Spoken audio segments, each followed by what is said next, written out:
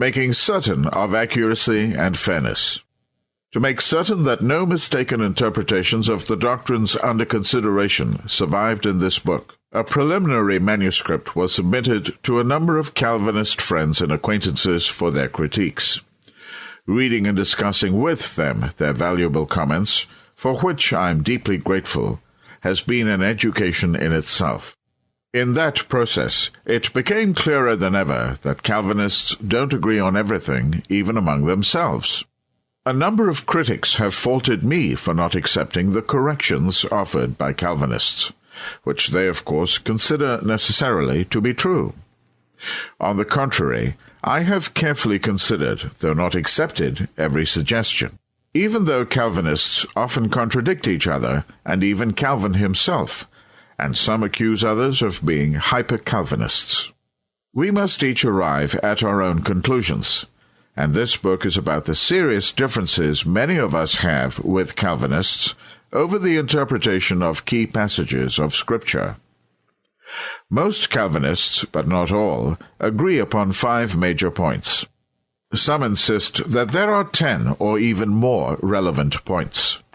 Palmer suggests, Calvinism is not restricted to 5 points. It has thousands of points. It's not likely that we can cover all those alleged points in these pages. Palmer himself deals with only 5. There are a number of disagreements between 5-point and 4-point Calvinists.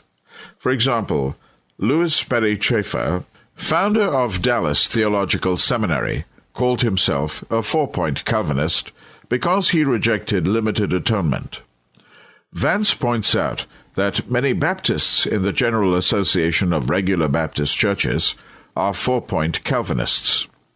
To deny 1 point while accepting the other 4, however, has been called by 5-point Calvinists the blessed inconsistency. They are correct. We shall see that each point is a logical consequence of those preceding it.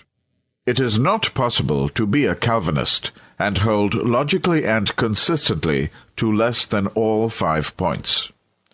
We therefore agree with the widely declared statement that one must hold all 5 points of Calvinism because the 5 points of Calvinism all tie together. He who accepts one of the points will accept the other points.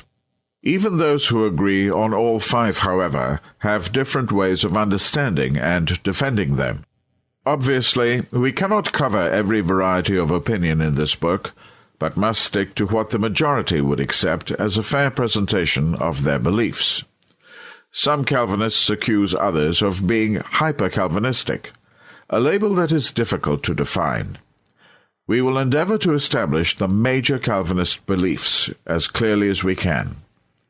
In the further interests of accuracy, we quote extensively not only Calvin himself, but from the writings of numerous Calvinists who are highly regarded by their colleagues. One book from which we quote a number of times is The Potter's Freedom by apologist James R. White, which is endorsed by a number of today's evangelical leaders.